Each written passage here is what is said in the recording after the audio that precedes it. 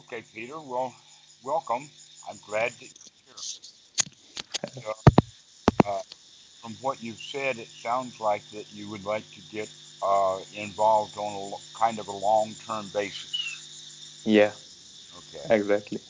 Uh, that's good. Uh, and so, uh, actually, I like that better.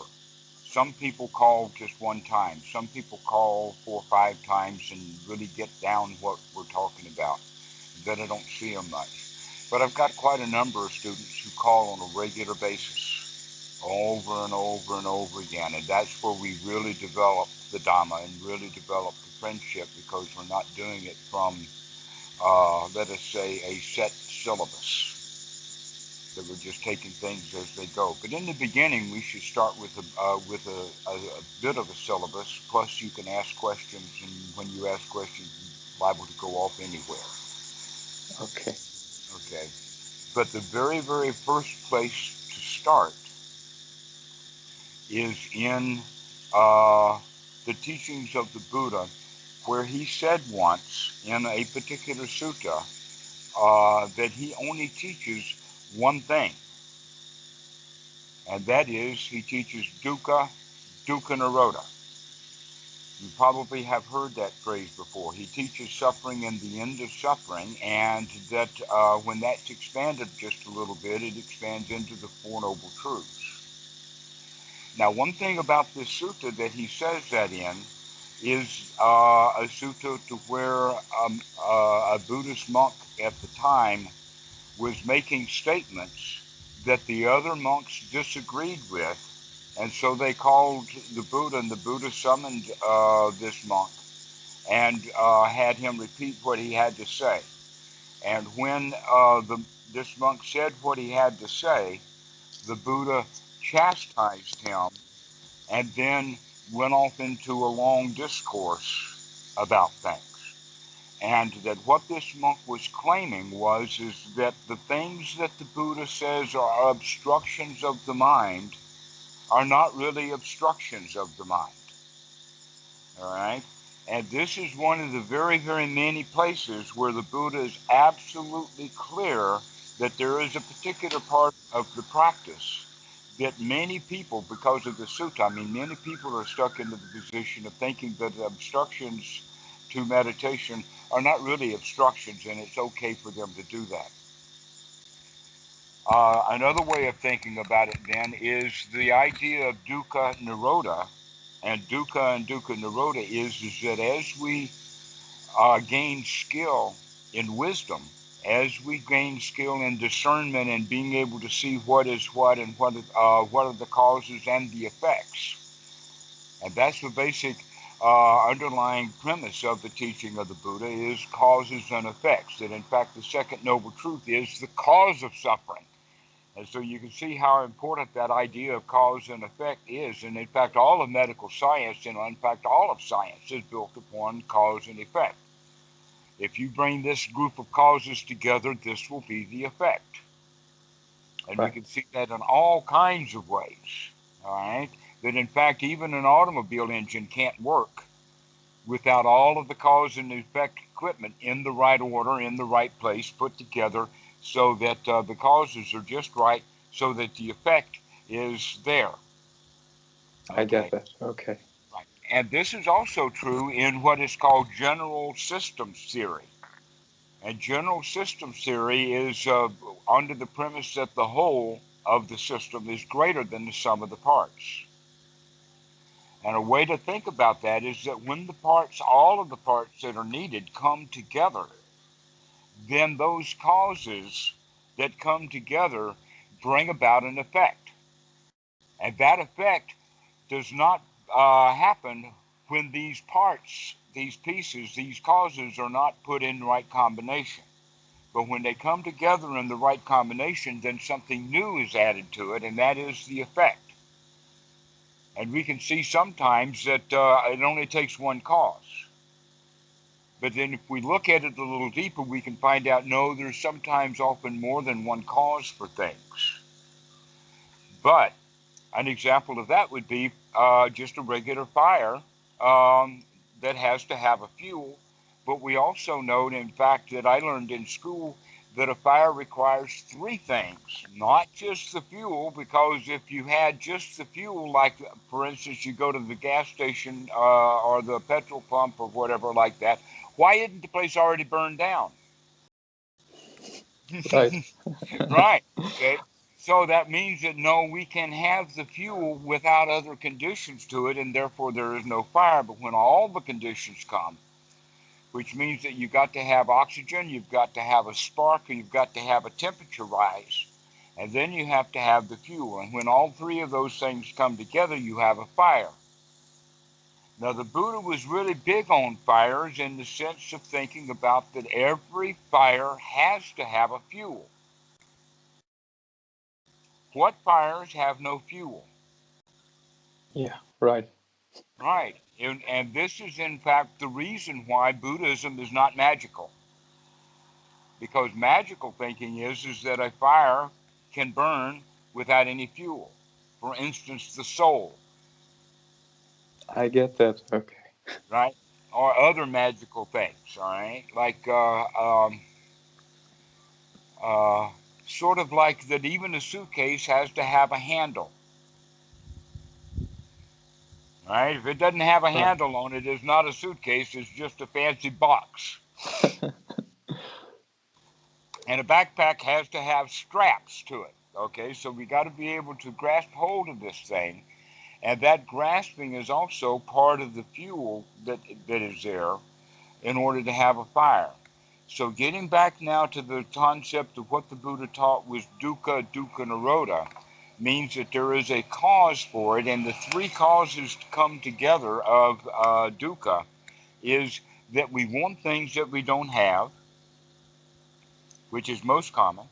Another one is that we put up with stuff that we don't want to put up with, which is just another form, in fact, of wanting things we don't have. So, for instance, if the dogs are barking and you want them to shut up, you still want them to shut up. So you want something that you don't have. So it doesn't matter whether you come from liking or not liking. It's all a matter of wanting things that we don't have. Okay, and that we want things ignorantly. Because if we knew that we wanted something that we didn't have and that we don't have it, why should I want it? Why should I be in a state of deprivation? Because if I want something I don't have, then I'm incomplete. I'm not whole. I'm not good enough. I need it. Mm-hmm. The more I want it, the more I need it. The more I need it, the more incomplete and out of service I am. I get that. Okay. And when we get what we want, we think that that's going to be satisfaction, but everything is temporary. Anything that you do get, and you got something because it made you happy, well, you're going to lose it. And then when you lose it, you're going to be unhappy again. So your happiness, in fact, is not dependent upon that item. It depends upon the state of mind that we're in. And that when we think ignorantly that that item that I want brings me completion and happiness and joy, that's ignorance. Mm-hmm. Trying to get what we don't have is an ignorant act. All Okay, right? I get that. Okay. All right. And so this is so important because almost everyone who practices meditation wants something they don't have. That's why they meditate. Mm-hmm. So for most people, meditation starts out as adding new suffering and dukkha Mm-hmm. to an already unsufferable mix of suffering and dukkha. And you mean attachment to jhana, for example, like that? Exactly. Wanting something that you don't have. Okay. So And I just a good said it that feeling. way different as opposed to attaching to a jhana, because attaching to a jhana is a pretty good thing to do. Once you're in it, you want to stay there. Mm-hmm. However, not having it and wanting it is a guarantee that you're not going to get it. Because the state of jhana, the first jhana, is being completely satisfied. Mm. So we have to get ourselves into a state of satisfaction. And that's going to take something, because most people are trained in Western meditation missing two primary ingredients, two major ingredients that we'll talk about in a little bit. And so when they practice missing some ingredients, they wind up with styles of practice that are called noting or awareness or mindfulness. These are the kind of things that have become Western Buddhism. And these are, in fact, definitions of why Western Buddhism is a failure and meditation is a failure. Mm-hmm. It's because they're practicing something that, and they're not being, let us say, fully educated into what really is needed. Mm-hmm. So let's start with the idea then that Dukkha, Dukkha Nirodha is what the Buddha teaches. It unpacks into the Four Noble Truths. And the very first noble truth is the noble truth of there is dissatisfaction. Now, we don't have to say in what, because every time that we put in something like life is suffering, or there is suffering in life, then we're making a mistake. That the real way that to talk about the first noble truth is that suffering or dukkha actually exists. And I would prefer the translation to be the word dissatisfaction as opposed to suffering. Suffering means a great, great big thing. And because it's a great, great big thing, then that means that everyone would think that suffering would be very easy to see. But when dukkha is more than suffering, when it's dissatisfaction, even slight dissatisfactions, that means that now we have to go through the skill process of discernment so that we can find out the little things as well as the really big ones. Okay? So, this is the whole idea then, because I'm actually working with the Eightfold Noble Path already and talking about dukkha because we have one's right view.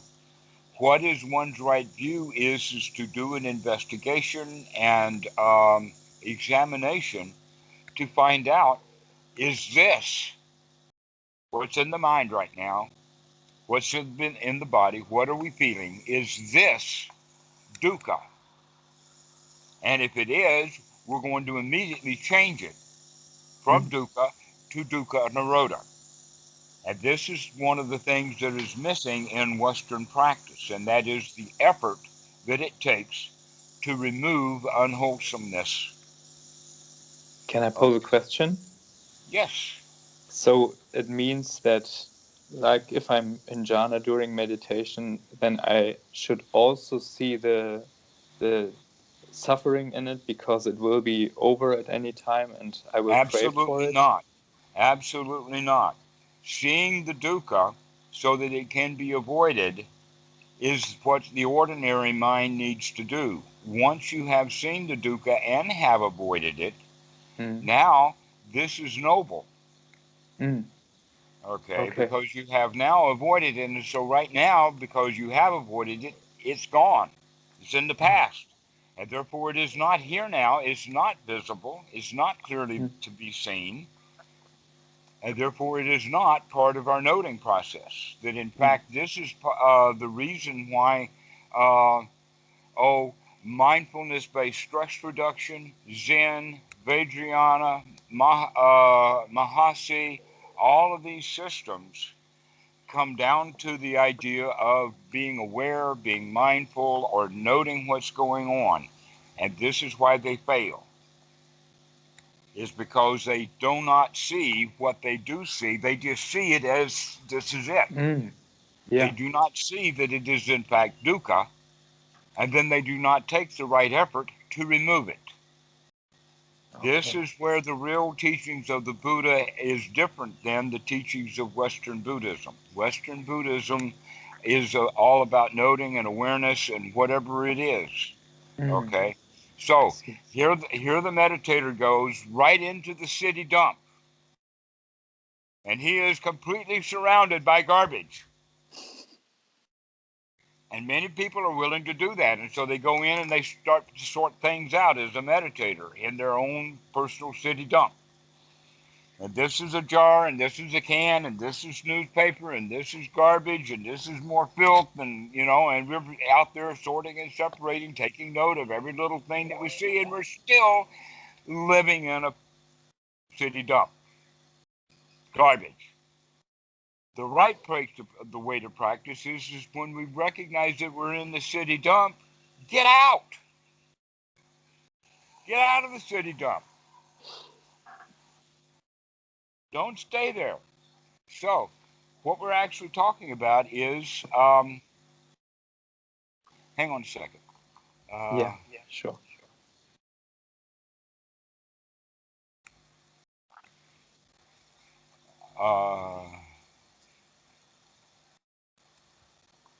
Someone's going to join our call. Is that all right?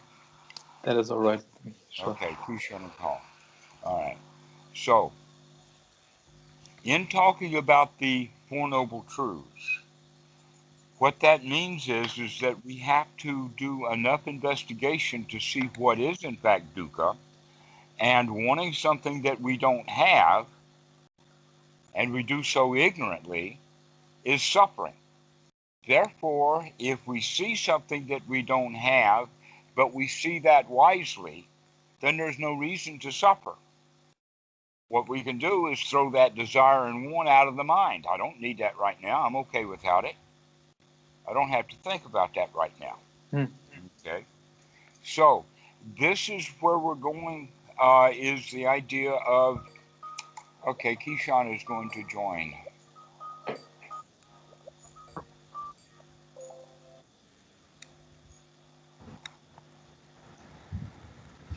Hello, Keyshawn. Hey, This is I don't have any sound. Peter in Germany. And Hello, Keyshawn friend. is in Chicago. Okay. Keyshawn, Peter is a new student. And Okay. so we're just starting off, and so you're welcome to listen along and comment as you choose. Okay? Okay.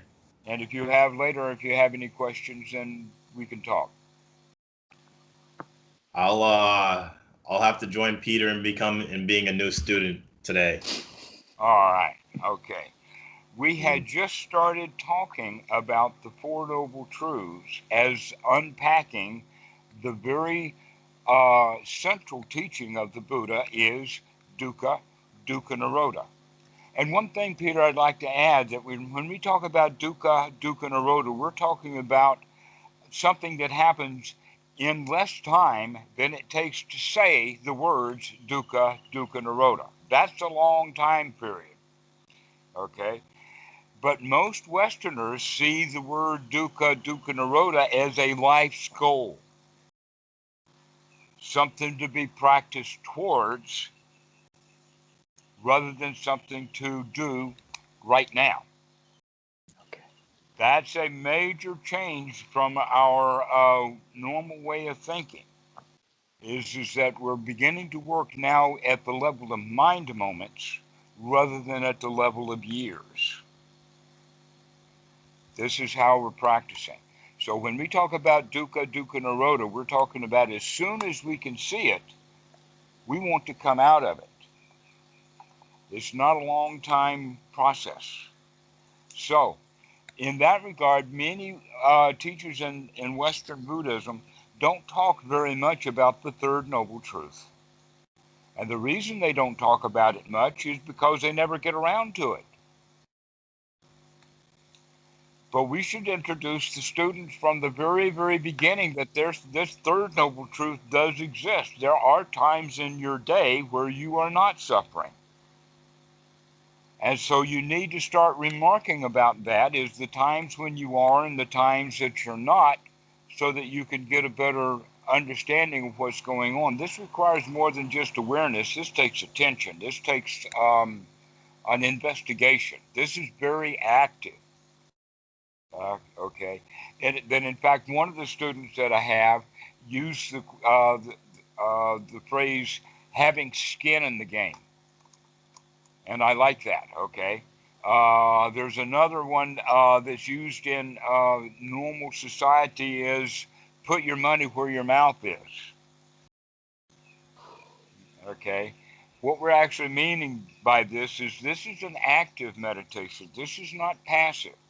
Western Buddhism is taught as a passive investigation in the sense of noticing, noting, awareness, mindfulness practices, with the hope that if you do notice the dukkha, or the student will notice the dukkha, he'll notice it and eventually notice it as dukkha, and then eventually after that he'll figure out, oh, I don't have to do this right now. And so we can leave it for the student to figure it out for themselves, but sometimes students will practice 20 years without figuring out that, hey, we can do something about this. Once we see what's going on, we can bring it to a close. We can come into the third noble truth and know that we're in the third noble truth the first time that we sit down. Okay? First time we start practice, we can actually get ourselves into the third noble truth. There is no reason to say that, oh, this is a long-term process that takes 10 or 20 or 30 years. Yes, it can take that long when people are not practicing at all.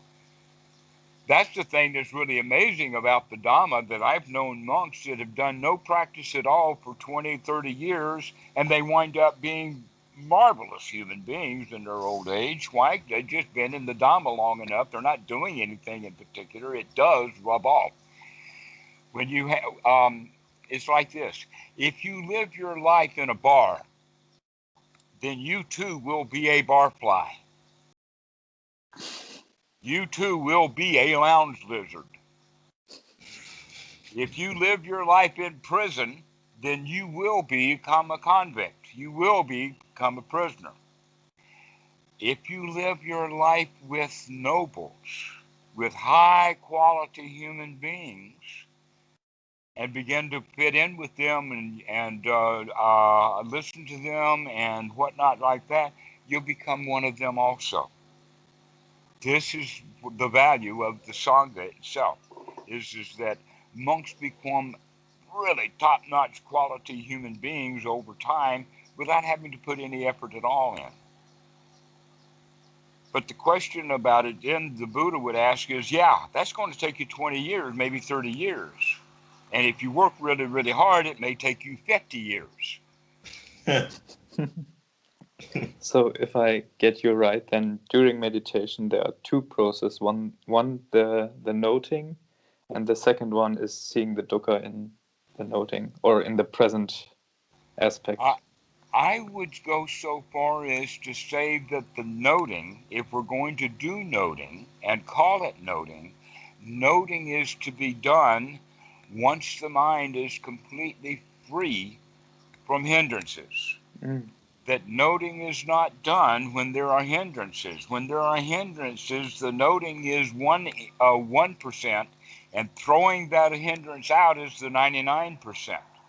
Okay. So during meditation, I see the hindrances and let go of them until I'm completely I free. wouldn't say let go, because that's kind of passive. Okay. I would say that they have to be flung out, tossed out, intentionally removed. Okay. Yeah, I And get that the intentional removing means that we're going to put in the mind a wholesome thought. A lot of people in Western Buddhism think that the goal is to stop the mind or to bring the mind to a stop. All right? And yet they don't have the skills to do that at all. And so they wind up being frustrated trying to do something that they have no skills in doing. That would be like having a freighter, a giant boat, or maybe even a large fishing vessel, maybe even a little schooner.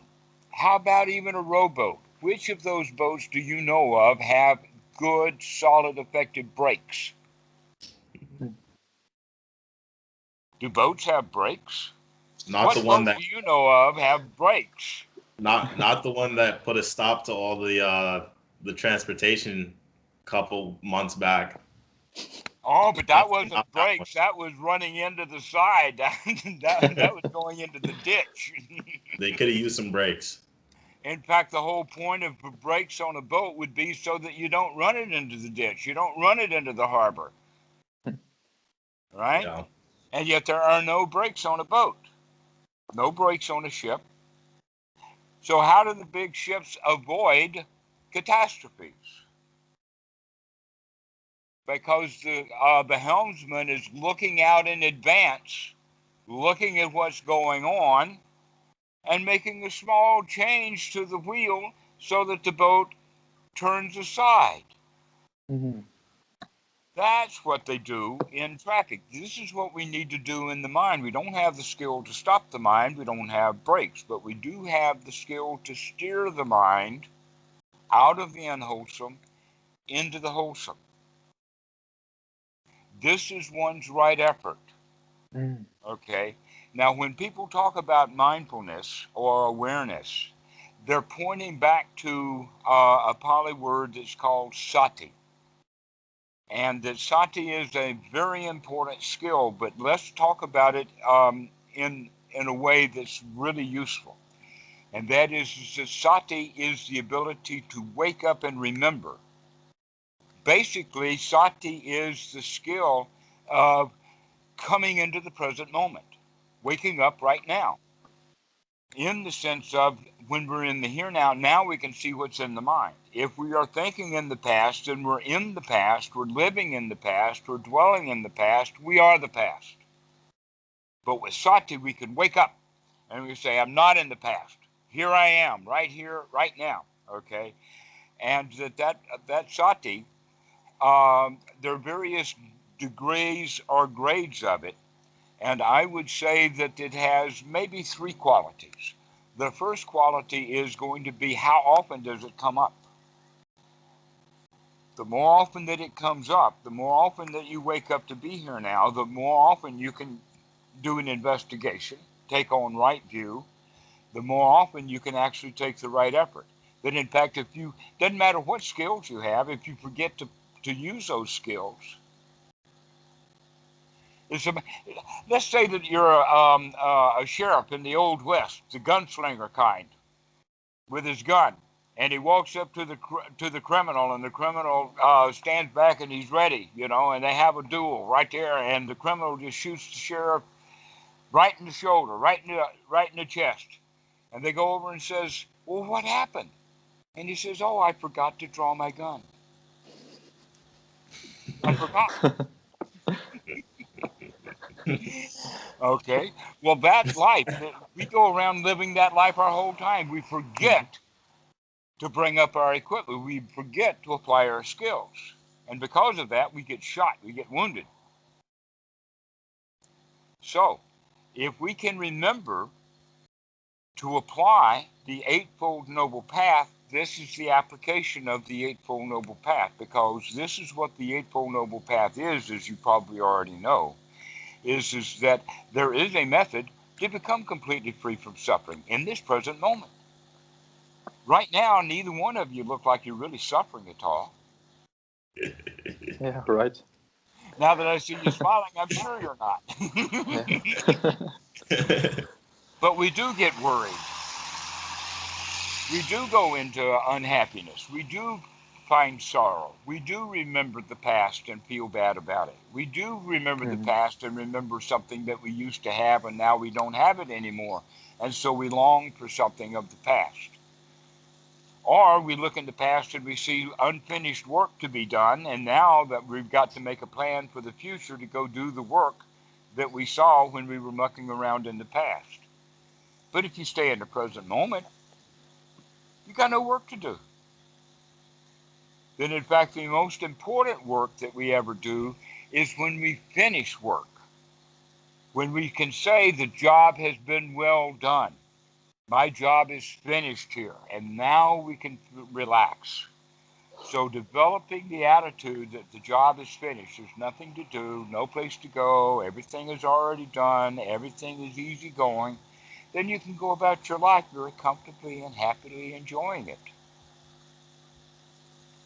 But if you're like a doctor, oh, I've got to go to that patient. Oh, I've got to go see this one. Oh, I've got to go do that. Oh, I've got to fill out these forms. Oh, I've got to do this. Oh, I've got to do that nurse. Oh, I've got to... When we get into that kind of mentality, we get rushed. Well, we learn that skill of getting into a rush when we're kids. Our society almost requires that our children do things that they're told to do, whether they want to do them or not, but they got to do them on time. And so we get into a rush of doing things we don't really want to do. And that's our lives. Okay? And we do it ignorantly. And so now that's the second noble truth. We've got all the causes and conditions we need to bring together dissatisfaction. And our investigation, our right view, our developing wisdom then is going to be the development of this discernment of knowing for sure what little subtle things are dukkha and what things are wholesome. So the Buddha makes that distinction often. He uses words like obstructions or dukkha, dukkha nirodha. Dukkha nirodha, the word dukkha nirodha also can be used as the word sukha. And the word sukha is the state of pleasure, the state of well-being, the state of safety and security. And that's just the opposite of dukkha. So we should be able to get ourselves into that kind of state, and now we're free from dukkha. And that's all the Buddha teaches. He does not teach airy-fairy, heavens, hells, magic, powers, or anything. This is all about well-being. I'm sure as a doctor, you're interested in that. So this is what this is all about, is gaining ourselves a sense of well-being. And if people are meditating, wanting enlightenment or something that they don't have, they're not in a state of well-being. We have to find a way of getting ourselves into a state of well-being. And this is why we practice the Eightfold Noble Path the way that we do. And the secret ingredient in there is one's right effort. This is the one that's missing in almost all of them. And because of this missing ingredient, they never get around to the fourth ingredient. So they will stay with a little bit of woke, a little bit of mindfulness, or a little bit of sati, and also a little bit of investigation. They note. But they just start off to remember to note. That's all they're doing.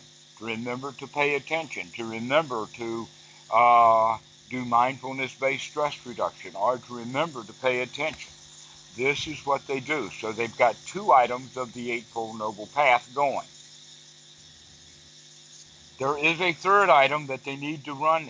And in fact, in the sutta on the Eightfold Noble Path, the Buddha says that right sati, right effort, and right view run and circle around each other. They're deeply interrelated. And in the sense that we have to remember to investigate. But when we investigate and see that our views are wrong, or our ideas are wrong, or even our thoughts are wrong, then we have to take the effort to change those things. Now, over time, our views will change, and one of the ways that views change is from selfishness to altruism, from selfishness to open-heartedness. This is one of the attitudes to change.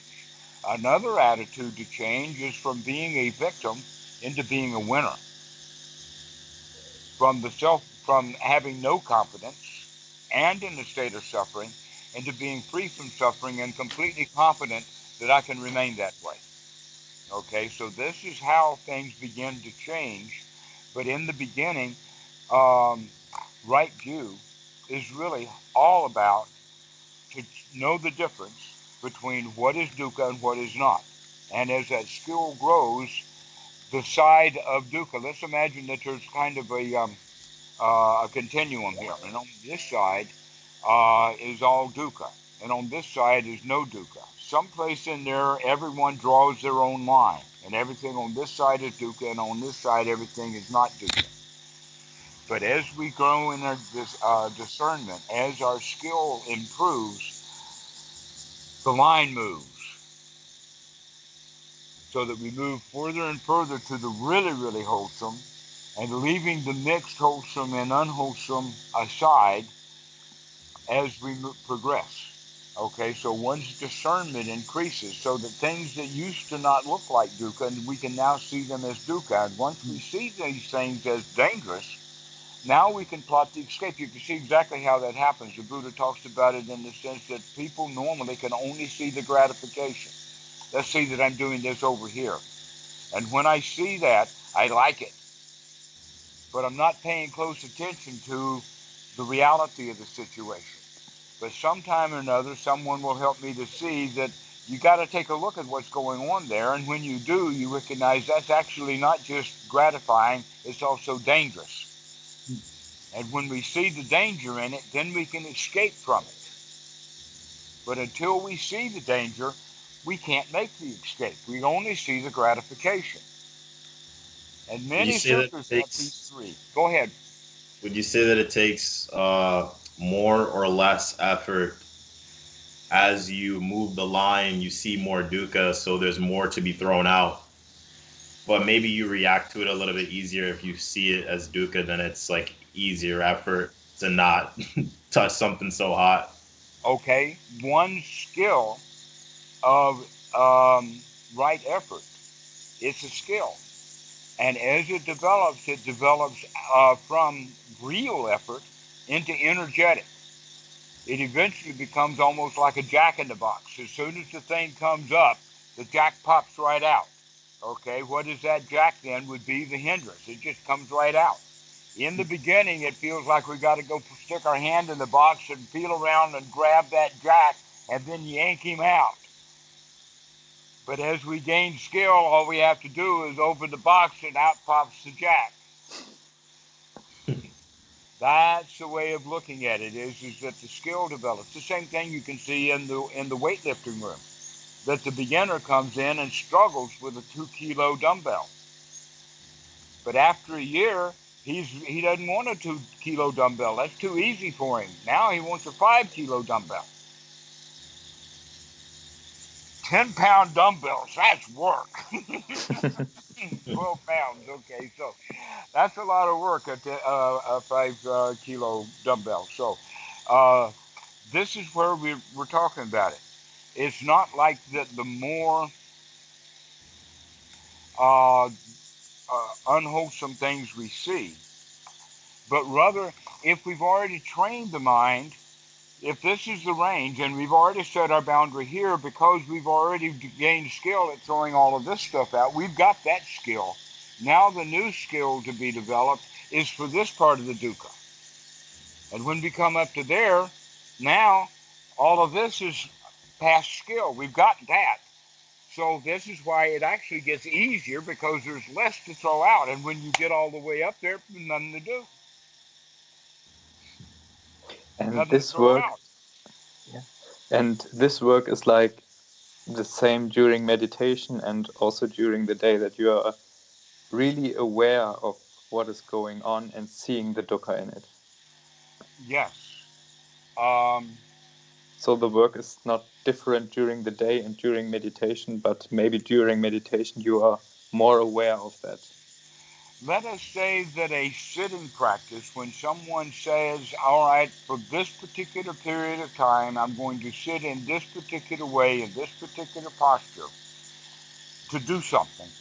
That's kind of like an anchor. An example of that would be if the child goes and sits on the piano bench in front of the piano, he's much more likely to practice the piano than if he's out in the yard. Okay, so we're merely talking about physical anchors, just getting ourselves into the place to where we are indicating to ourselves, we're going to do this. Okay, what is that? We're going to do this is the sati that comes up. The okay, it's the wake up, right? Like you And the got to play wake to up, win. go ahead. So you got to play to win. I think it's like a Vegas. Right. We got to That's have a Vegas skin in term. this game is in fact the way of thinking about it is this is going to take some effort. And in the beginning, there's quite a lot of effort. Let me give you an example of what I mean. You're standing in the road and a big truck is bearing down on you, maybe even blowing his horn. And we can see that truck coming. There are three things to do with that truck coming. One is we can stand there and let it run over us. That's the ordinary mind. Or the other thing is to try to stop the truck. This is what I call pulling a Popeye. You know, Popeye the Sailor Man, with eating the spinach and all of that. And what is he going to do? He's going to take those great big arms he's got and hold them out and stop that truck. Right? That's what most people try to do. They get run over anyway, but at least they're putting in a huge amount of effort. This is normal meditation, trying to stop the mind. There's another way of doing it. The one's right effort is to merely get out of the road. Stand aside. Let that thing pass and be in the past. Okay, so this is one's right effort is to get out of the way of the unwholesome thoughts. And is this right effort always the same, like doing metta if you are feeling a That defilement, or? all right? Well, I would say that metta, yes, every student who asks that question, I would say metta must be considered a wholesome thought. There's no other way around it. However, people can do metta meditation and still have unwholesome thoughts in their mind. At But the same time, they do metta and have unwholesome states in their mind. Did I get that it, right, or? yes, so we're talking about, in fact, let's say it this way. Everyone has spent their whole life talking themselves into feeling bad, giving ourselves tasks to do, rules to do, learn your ABCs, pick up your toys, clean your room, stop drawing on the wall, all kinds of stuff that we learned as childhood. We continue with that same set of rules that we learned as children, and we apply them to our own selves about what you're supposed to do. Get up out of bed, go to work, go do this, answer that email. And so we go around giving ourselves a lot of orders and things to do, and then we don't do them. Now, the one place where people are most likely to give themselves a lot of orders and things to do is when they're sitting on the floor trying to meditate. But they're meditating with awareness, which means they see that email and yeah, I got to do that email. And then they Yeah. think about, in fact, it can get so bad that the joke is called the refrigerator door. What does that mean? That means is that the meditator is sitting there doing what he thinks is meditation. He's working pretty hard at it, and the next thing he realizes, he's got his hand on the refrigerator door. He got up off of the cushion and went into the refrigerator and opened the door, and that's when Sati hit him. Okay. No Sati for all of the thoughts that got him into the kitchen, into the refrigerator. He may have been noting them, but he didn't wake up really. So this is not mindfulness. Real sati is more than mindfulness because it does have that quality of taking the effort to really investigate what's really going on in the mind, and also the right effort to remove the unwholesome thought and to put wholesome thoughts in the mind. All right. The first sutra that I was telling you about, actually, the name of it is the snake simile, where the Buddha is referring to the simile of the snake is like the Dhamma. You've got to catch the snake by the head. If you catch a snake by its throat, it will bite you. You've got to have your hand on the head of that snake, up tight on the throat. If you give him in the middle or on the tail, he will bite you. Okay? And this is how most people grab Buddhism, any old way they can. And they always get bitten by it. And one of the bite marks is, I want enlightenment. Mm. I want something I don't have. Okay? But when we grab it by the head, what that means is literally the grabbing, the seizing, the confronting. This is what we want to do with our thoughts. We want to actually take control, to take one's right effort. All right? And we want to take that right effort in two ways. One is to seize the breath, and the other one is to seize the mind. We're going to start breathing wholesomely. We're going to start breathing deeply, long, deep, slow breathing. This is, in fact, if you're going to be a medical doctor, this is the place to start studying some medicine. And that is, look at the way people breathe. Yeah. Watch how you do breathe. Notice that, in fact, they have the rate is that normal people breathe about 20 breaths a minute. You probably heard that. Yeah. Huh? All right. So what we're looking at is to cut that in half from the very beginning. Let's go down to 10. If we can do something like box breathing, which is a 4-4-2, or we can do the reverse of the box breathing, which is also a 4-4-2. That means 4 seconds on an in breath, 4 seconds on an out breath, and then 2 seconds between the in and the out breath, or between the out and the in breath, depending upon how you're doing it. If you're in the Marines or in the military, you want to do the count while you're holding the breath in, and when you're in meditation, you want to do the count of 2 after the out breath, before the in breath. Mm. But by doing a 4-4-2, that means that we're at the count of 10. Well, at 60, that means that now we've reduced the amount of breathing from 20 breaths a minute down to about 6. Much slower. If we go for a 5-5-3 or a 5-5-2, then that's 12. So that means we're down to 5 breaths a minute.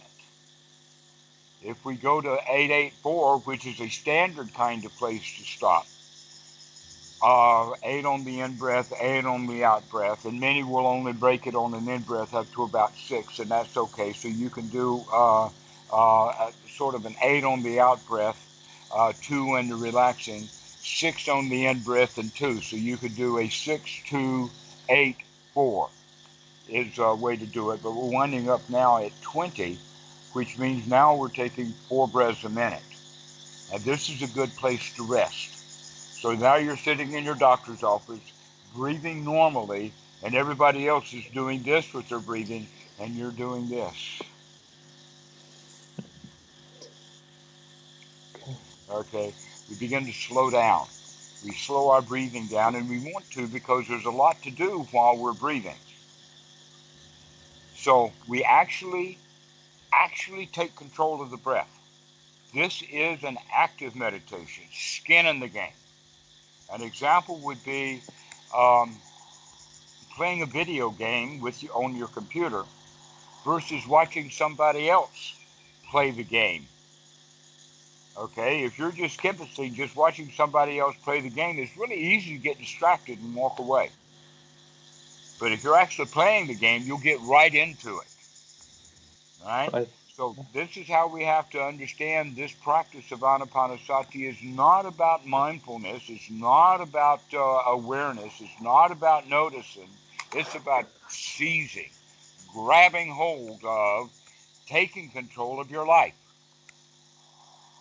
One Okay. point at a time. And the breathing is one of them. And the other one, I'll give you the story of, and that Keyshawn knows this, is actually a favorite. And that is the story of the cowherd. The Buddha talks about the cowherd in the sense of the way that we do our thought process is like a cowherd taking his few cows to grazing.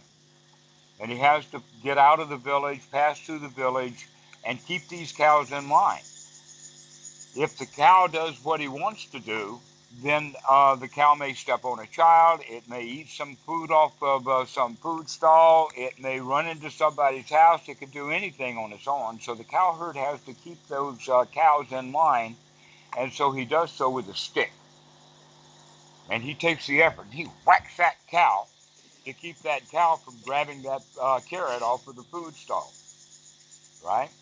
Because the cowherd knows that if that cow does damage, it's dangerous. That's a dangerous thing, to let that cow go eat that stuff off of the food stall. So we begin to control the mind this way, getting it in line, one wholesome thought after another that's not unwholesome, but we keep the mind in wholesome states. So now is the time to introduce again the idea that we as children learn to talk to ourselves, to get ourselves in the line that we think of in the sense of society's line. And by doing so, we begin to, using the rules, the rituals, way things are supposed to be, expectations and whatnot like that, we begin to talk ourselves into feeling bad. Go do this, I don't want to do it. You got to go do this, I don't want to do it. Okay, so we have these internal dialogues. Freud knew all about it. So did Eric Berne. Many psychotherapists, they understand this internal dialogue. Go do this, I don't want to do it. I told you to go do this, I don't want to do it. And we have that dialogue in our heads a lot, and that's dukkha. That's suffering, okay? We have literally been talking ourselves into feeling bad our whole lives. Now it's time to talk yourself into feeling good. And that is real sati, to notice that process and to stop it by wholesome thoughts. To stop it immediately. Now, the Buddha had a particular phrase that he used, and it's got a lot of history to it, about when it happened, why it happened in the Udana. It's a very interesting story about what the Buddha was doing. But it comes down to the statement of, aha, I see you, Mara. Aha, I see that thought. Aha, I see that email that I've got to write. Okay, aha, I see that waiting for that package to arrive in the post. Aha, I see myself shopping on eBay. Aha, I see that, okay? So this aha, I see you, Mara, is, and by the way, when I said shopping on eBay, there's nothing wrong with shopping on eBay when you've got a computer. We're talking about when you don't have a computer and you're still thinking about shopping on eBay. And then we say, aha, I see that. Mm-hmm. Am I going to sit here and enjoy myself, or am I going to go onto eBay and struggle? One or the other. But normally what people do is they will sit there 10 to 20 yards away from the PC, and they're still on the PC in their mind. Yeah. Struggling, trying to order something off of eBay that they can't order because they don't have a PC. Like the dog that circles around. Right, like a dog chasing his tail, exactly like that. That's or like exactly. When you get up from the bed, right? Like they get up from the bed and they spin around, they lay back down and do it again. And I'm tempted to tell you a story. Go ahead. And is the basis of the practice watching the breath, knowing the in and out breathing, and like waiting on these unwholesome, or just be exceedingly aware of these unwholesome things? Actually, paying attention to what the body is doing while it's breathing, and paying attention to it by talking ourselves about it, is wholesome, and it's part of the practice. So things like, wow, this is a really nice breath. Wow, I really like this one. This is good. Oh, I feel so relaxed. Oh, the breeze on the arm feels really good. Or This the is touch of wholesome. the tongue. Okay. This is very wholesome to have Yeah. really good, wholesome, positive thoughts, because the idea is that we're intentionally going to make ourselves feel good. We're going to bring on this state that I talked about earlier called sukha. Hmm. Okay? Sukha is exactly the opposite of dukkha. Dukkha is fear. Dukkha is anxiety. Sukha is feeling secure, feeling comfortable.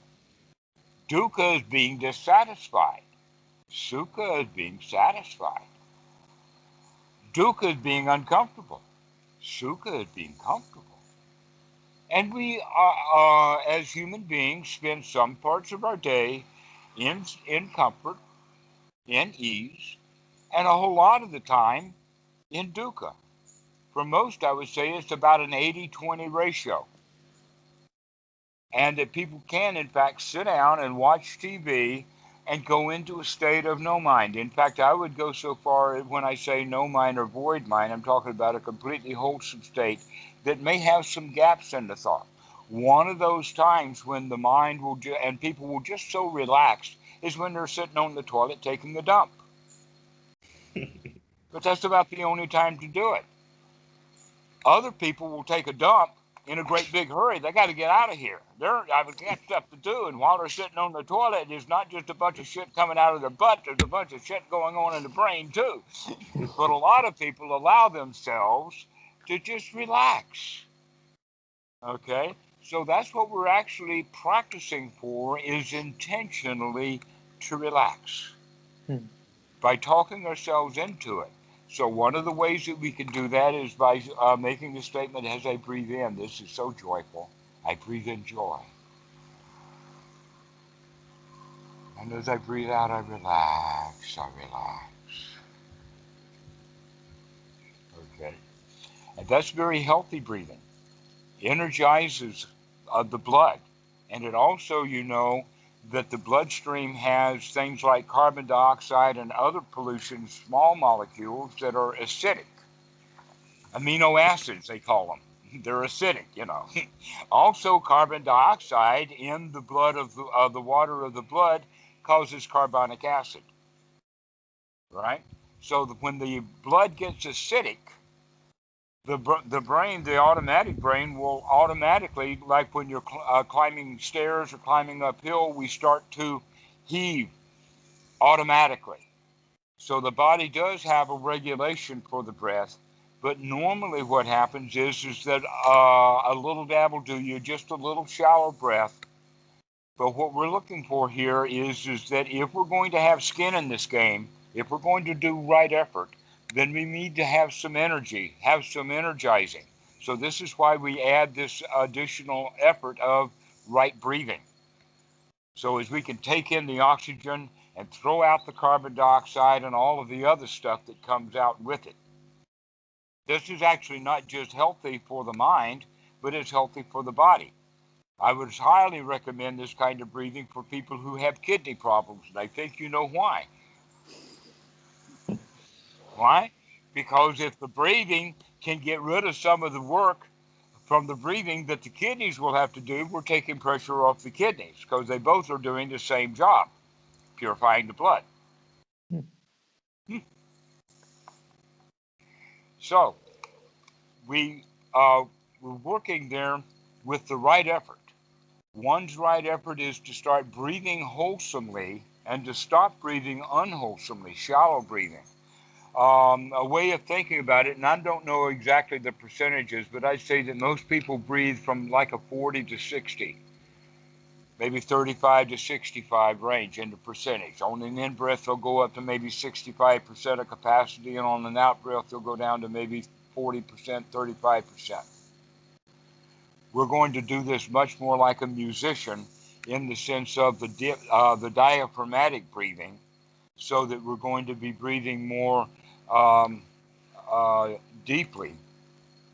That's going to be filling it up, say, from 40, from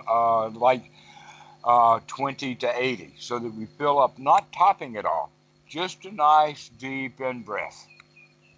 and then a nice, long, deep out breath. But the important part is that it's relaxed, easy going. Not that it's got to be exactly 1, 2, 3, 4, 1, 2, 3, 4, 1, 2, 1, 2, 3, 4, 1, 2, 3, 4, 1, 2. I mean, that's military, that's box breathing. We're not doing it that way. This is easy going, easy peasy. Relax, relax. And we can use the kind of language to help us relax by using things like, isn't it marvelous? We can even go to the more sophisticated stuff like, no place to go and nothing to do. Everything is all right. Everything's fine. No problems, no worries. Everything is great. Okay. We can also think of these kind of thoughts that are nurturing, and wholesome thoughts would be nurturing, to where unwholesome thoughts would be thoughts of critical. Now, we do know that, in fact, critical thinking is quite useful in the West. We built our society on critical thinking. We built medical science. In fact, all of science is built upon critical thinking. So there's nothing wrong with critical thinking. The problem is when we turn that criticism on the inside and start criticizing ourselves on the inside. That's when it becomes unwholesome. And so we have to change the critical thinking of, you should do this, or you should do that, or you need to go on a diet, or you need to do this, that, or the other thing. We can just say, everything's okay. Everything's fine. No place to go. Nothing to do. My, what a joyful breath this is, and it's so relaxing. And so we begin to talk ourselves literally into feeling good, into sukha. This is the practice of the Buddha. It's very well spelled out in a number of suttas. In the sutta on on the Eightfold Noble Path, right effort, right sati, right view come together and work together. And then the fourth ingredient that's added is one's right attitude, which is the attitude of a winner. I can do this. Wow, this feels really good. So now we're mixing in the fourth ingredient that brings about this unification of mind. And that is when you just feel really great. Why do you feel really great? Because you know how to feel really great. And if we were awake enough and being discerning enough, then we would choose. How would you choose to feel? Would you choose to feel down in the dumps, depressed, or would you choose to feel really great? So why don't you feel really great? It's up to you, you know. And this is exactly the teaching of the Buddha in the Eightfold Noble Path, also in the sutta that we mentioned on the simile of the snake. This is how to grab the Dhamma, is you've got to grab it. You've got to seize it. You've got to take control of the mind and put wholesome thoughts in there. You've got to take control of the breathing and make it long and deep and satisfying. And when we practice this way, we don't need to practice so long because we're practicing correctly right from the very beginning. For this reason, I would recommend, instead of having a formal sitting practice of 1 hour a day, it's better to break it up, to take shorter sessions, because basically this skill that we don't want it only to be available while we're sitting on the floor. We want this available when the boss walks up. We want this available when that patient is dying right here in front of me. All right? So it's a 24/7 practice. No, it's whenever you remember to practice. If you say 24/7, you're setting yourself up for failure. That's dukkha 24/7. Okay. No, we practice this, and I'm glad I can remember to practice it right now. Even if I haven't practiced it the last 24/7, I've still got it right now. That's great. Okay? Let's take this time frame out of it. We're talking about right now. If I can remember right now to do it, then, and so this is why it's a skill to be developed. And so I would recommend 6 times a day for 10 minutes is the same as an hour. Except that now when we do it 6 times a day, we're remembering to do it. We freshen the mind 6 times during the day. We throw out all the hindrances 6 times a day. If we only sit for an hour, we're probably not going to be throwing hindrances out for 10 minutes even. Especially in the last half. That's when the mind gets tired. That's when the hindrances will come back and no mindfulness is there. And so most of the hour is going to be wasted by most of the people. And many people, the kinds of thoughts they're going to have is, when is this going to be over? They open an eye and look at the clock. They're always happy when the meditation is over. What a relief it is not to have to meditate right now.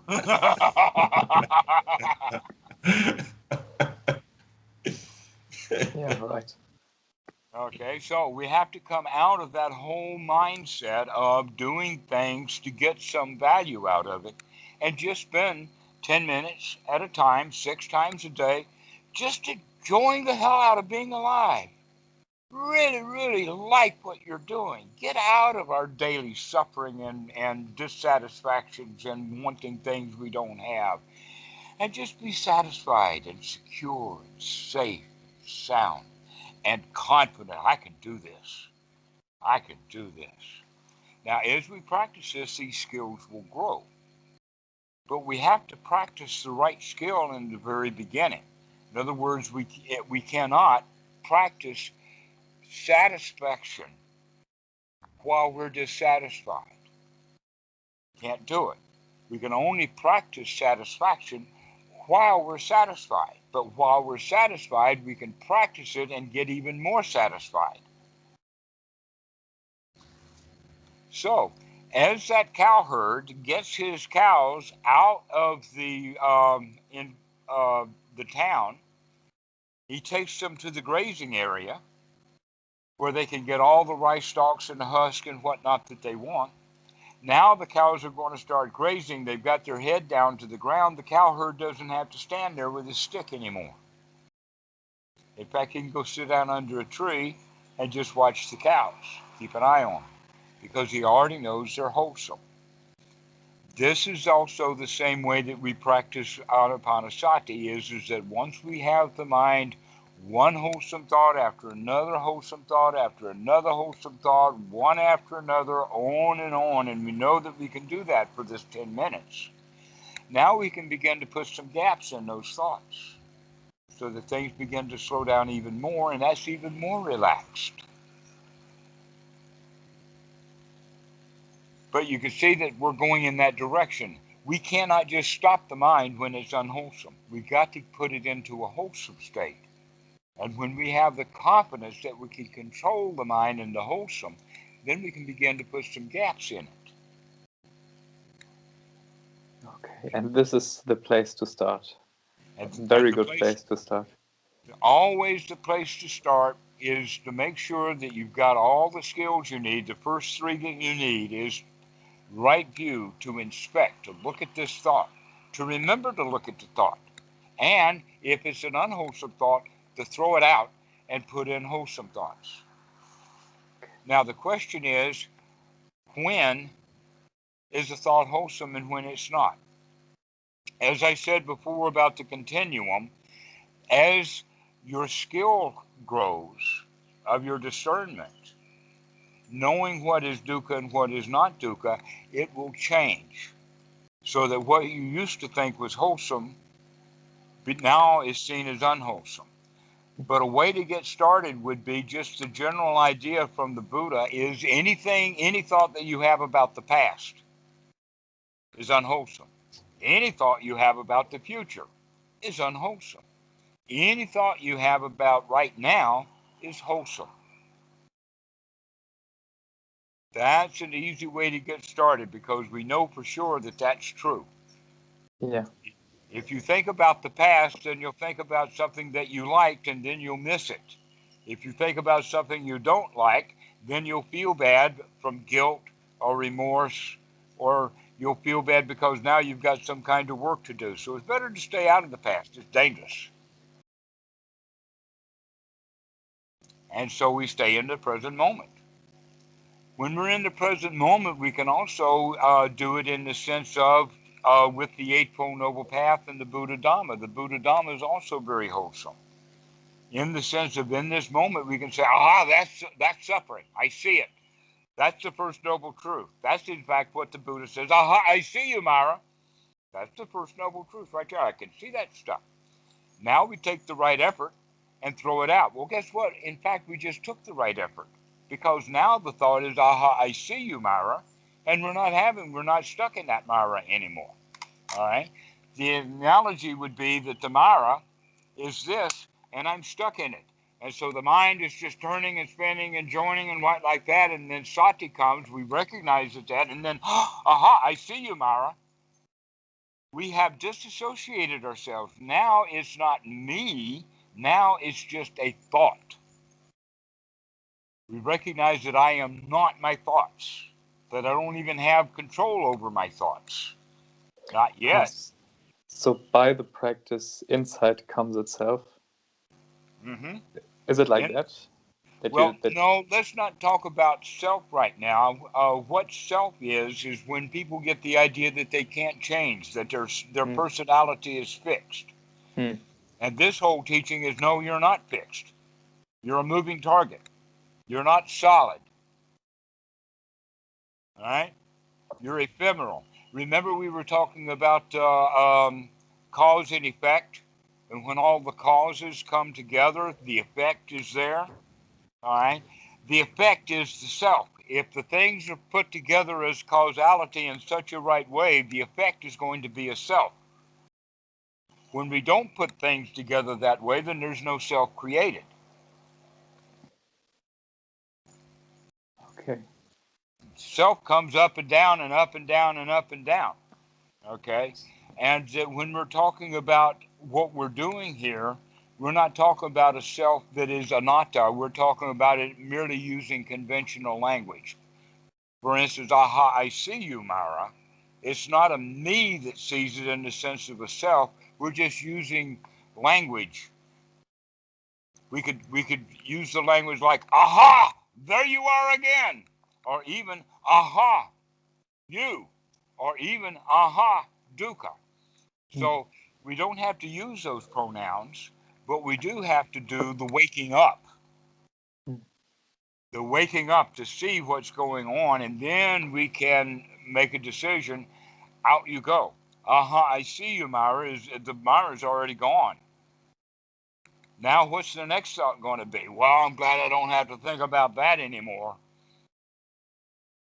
Okay, so these are the new thoughts that we can have, the thoughts that are wholesome. Wow, I'm glad I saw that thought. Now I can come back to the third noble truth. Wow, isn't this so nice? No dukkha. Isn't it so nice not to have any worries, any problems? Everything is easy peasy. Life is wonderful.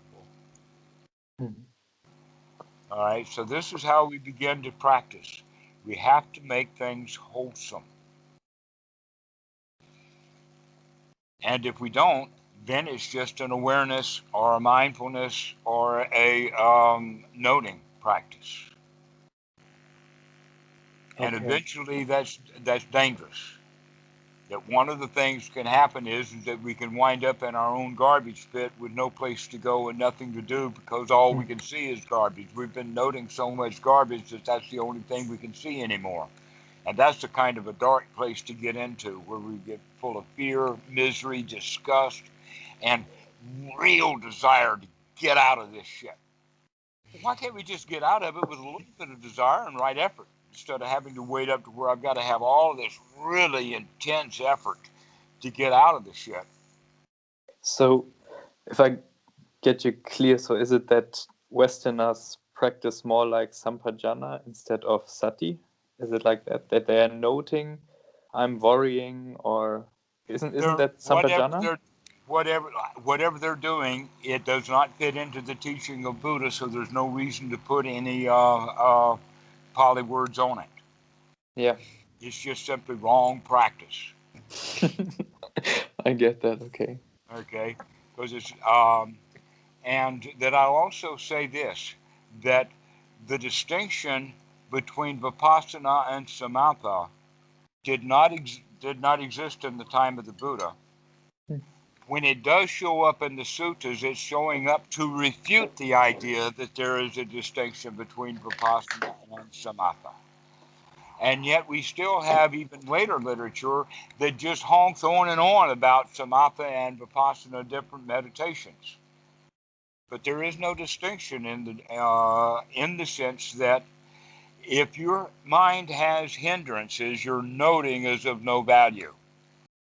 So it's not vipassana.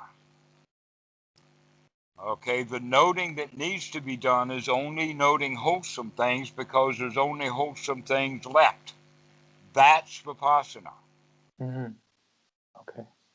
Okay, vipassana is the insight into dukkha. And when your insight is done, your dukkha is gone. That's vipassana. Also, the only way that the dukkha can be gone is because you've gotten yourself into a particular state that has sukha, confidence, only wholesome thoughts that you can apply to the wholesome and sustain the wholesome. And I'm now just giving you a technical sutta definition of the first jhana, which is what they call samatha. So you cannot do vipassana without samatha, and you cannot do samatha without vipassana. Well, when you do samatha without vipassana, it's of no value. But that's in fact what was happening with the Buddha before he was enlightened, that he already was able to do all the jhanas. It didn't do him any good. And so he went off and did the austerities, and he found out for sure that was not the path. And then it dawned on him, oh no, there is a place in the jhanas, that first jhana, where we can do the work, the vipassana that needs to be done, where we can really understand what the mind is all about, what consciousness is, what perception is, what is feeling, what is contact, what is awareness, what is sati, what is one's right effort. Okay? What are the jhana factors? These are the things that need to be noted. But most Westerners start off noting whatever there is to note.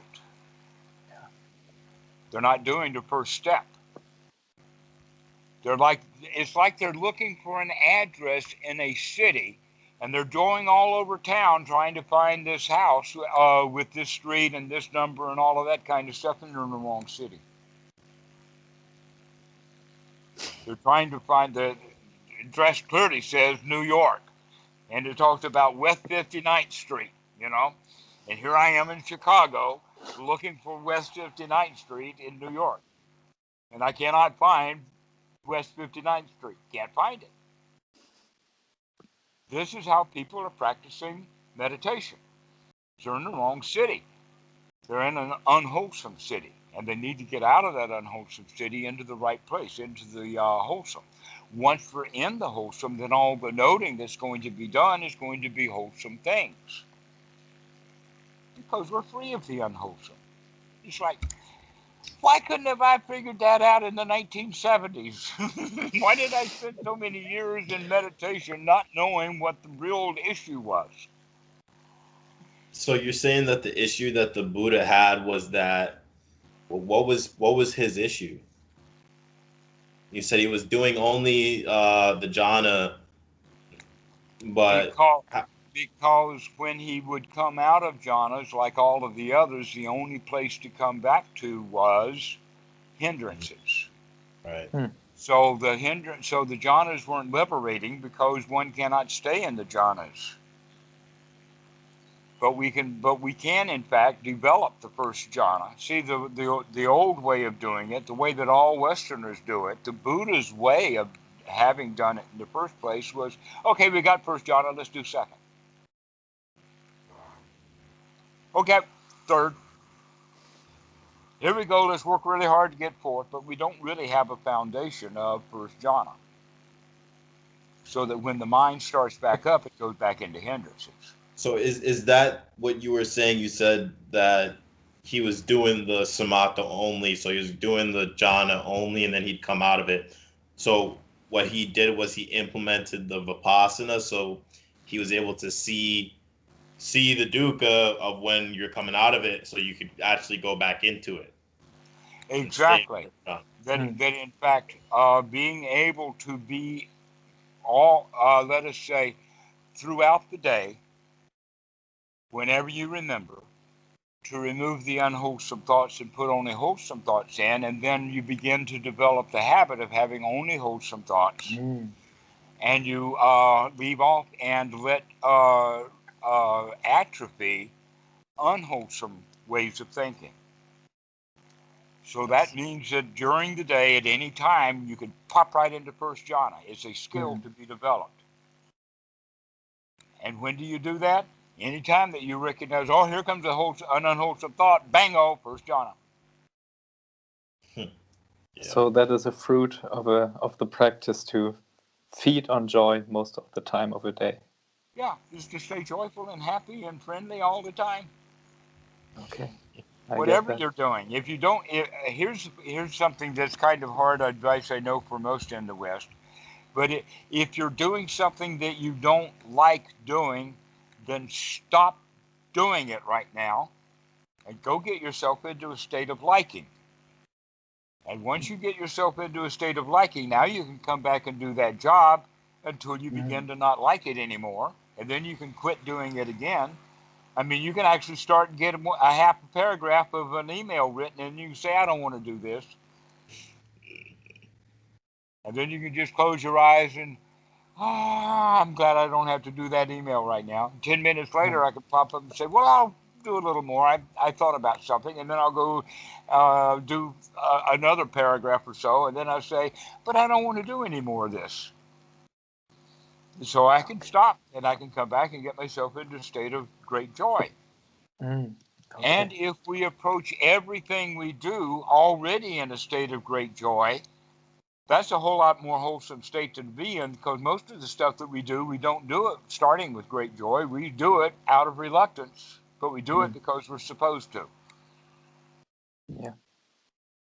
We're following some stupid rule or doing something because we have a thought that tells us, you got to go do that.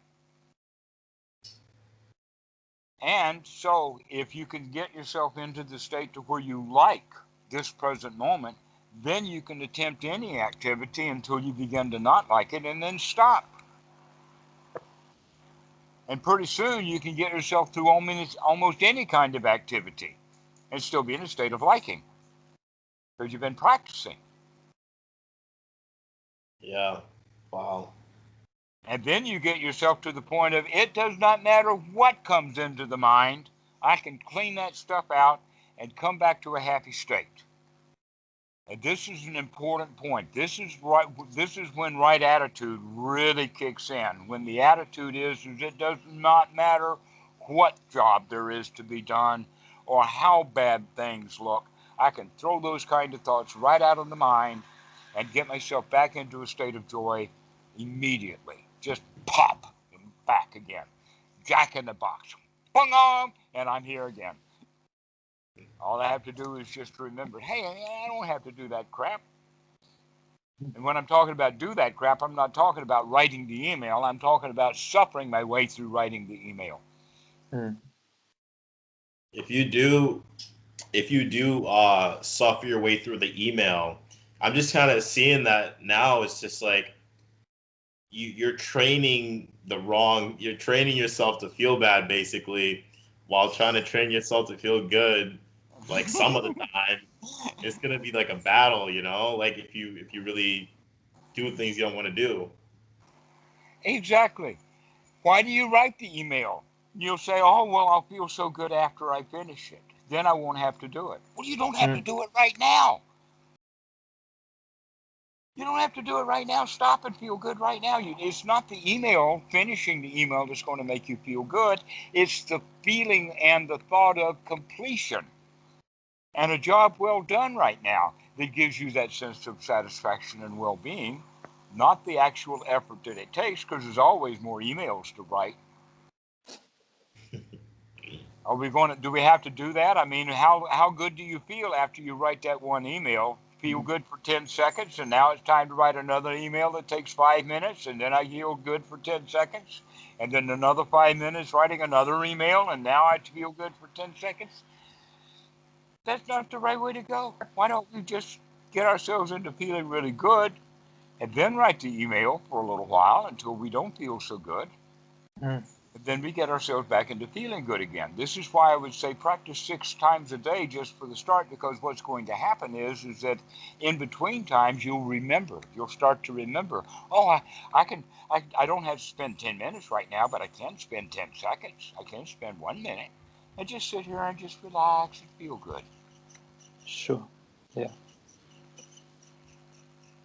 So this is the way to practice. This is how we do it. This is when we're really putting some skin in the game, and the game is this Eightfold Noble Path. Which, by the way, it's not even a path. That's a part of the problem with Buddhism in the West is bad translations. It's not a path. It's a method. Hmm. A method is something that you can do right now. Like, how do you unlock the door? The method is you take the key, you put the key in, you turn the key, and the door opens. It's like the 1-2 punch. It's the 1-2 punch, and there it is. To where normally we think that the door that's to be opened is 1,000 miles from here, and I got to go take this path that lasts 1,000 miles before I get to the door. All right? The Eightfold Noble Path is not that kind of path.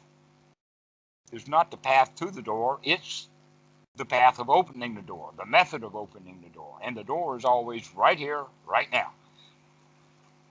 Not off there someplace. If it's off in the distance, that means that it's either in the past or in the future. Even to get to the door takes work, and it takes time, and it takes effort, and it takes, to get there. So that's off in the future. The door is right open. There's a door right here. That's why it's not a path. It's a method. Yeah. I have a practical question. Let's say I'm driving to work, and if I got you right, then it's like, let's say I'm worrying, then on the bicycle I'm noting the worrying and put something wholesome like relax or may I be happy, something like that. And this is the practice? All right. Exactly. Let us say that you say riding a bicycle to work. I was thinking of the Autobahn, but never mind. Bicycle, that's good enough. Imagine that while you're riding the bicycle, right in front of you, or on the side of the curb or the side of the road, there is something especially ugly. Okay, something like Donald Trump or or a dead, smelly carcass that's several days old that nobody's picked up yet, or something that's really repulsive. Once we see that thing, the easy thing to do is just to turn the eyes, to avert the eyes. It's that easy. You don't have to look at him. You don't have to look at Donald Trump. You can look at something else. Okay? So, while you're driving to work or riding your bike to work, and you have an especially ugly, unwholesome thought, just avert your mind's eye. Look at something else. In fact, take it out of the mind's eye into the physical eye. Watch where you're going. I would rather you watch where you're going and be here now on your bicycle than thinking about something ugly. Definitely, yeah. Okay? So, while riding the bike, you can have that as part of the anchor. Okay, while I'm on this bike, I'm going to watch the road. I'm going to pay attention. I'm going to be here now. I'm going to be mindful of my breathing, and I'm going to have only wholesome thoughts while I'm riding the bike. And any time that an unwholesome thought comes up, I'm going to divert my eyes. I'm going to take my attention away from it. Aha, I see you, Myra, and out you go. Okay, so like you said, the anchor is the riding the bike or sitting and doing meditation and being aware. And the second thing is noting or recognizing, be aware of unwholesome thoughts. That is the second one, and replace it. And replace it with wholesome thoughts. That's right. Okay. Whack Now that cow. Okay. Get those cows in line. Okay. Well, thank you for this very clear teaching. So I really feel to have a good point to start right now. Well, this is a good stopping point. We've been at it about an hour and a half, so this is a good time to stop. Kishan, do you have any additional questions or anything? I was gonna say two things, because you mentioned like the practicing 6 times a day, and I was just gonna say to Peter that like when I do the practice like multiple times a day, it's nice because it's like you get like a burst of sati, you have it there at least, and then so for this period for this next, however many minutes, you kind of got a lot of remnants of some good feelings and some good sati, so you can kind of bring it in mindfully into what you're doing, and so you can kind of carry it through. Whereas like if you just do like the one in the morning or whatever, then it's like you got to fend for yourself for the rest of the time, and you're out of you're out in the wilderness. So if you keep coming home over and over again, you still at least you don't get too homesick. Okay, I get and then that. the next, yeah. So in this way, let us call this whole thing, this practice, we call it anapanasati. And then the general frame of reference would be Dhamma or Buddha Dhamma. And so this is what we do here is we do Dhamma and we do anapanasati. And you can see that in fact it's quite different than what people normally refer to as meditation, which is done in a certain posture with certain things, doing a certain practice like mindfulness or contemplation, some kind of practice like this. But this is different. This is anapanasati, mindfulness, if you have to use the word mindfulness, of breathing right from the very beginning. It's not just mindfulness of breathing, but mindfully or intentionally breathing in long and intentionally, mindfully breathing out long, so that we're actually putting skin in the game now. It's not just a mindfulness practice. Okay. And so this is why it's different. This is not meditation. I do not teach meditation. I'm not a meditation teacher.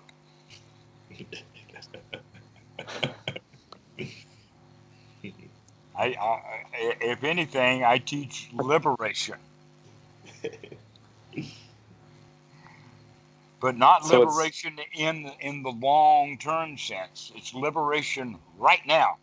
This is how we come to be liberated in this moment. Okay. So, Keyshawn, we'll see you later then. The next thing I was going to say was that this has been a wonderful, a really great hour here. And it's my birthday on Saturday, but I don't think that I'm going to get a better gift than this one. So it's really, thank you. Really appreciate it. Yeah, me too. Definitely. Okay, guys. Well received. This is really great. I'm pleased. I'm glad that people get great benefit out of this. Yeah. Hopefully see you soon, Bante. I would like to see that. When are you going to call back, Peter? Like tomorrow? Is that okay with you? How about every couple of days, twice a week, something like that? Yeah, okay. So like to the weekend. Yeah, so go practice for a while. Get some meat under your under your skin, I guess. Okay. Thank you so much, Bante. Thank you. Okay. See you guys. Bye-bye. See you. See you.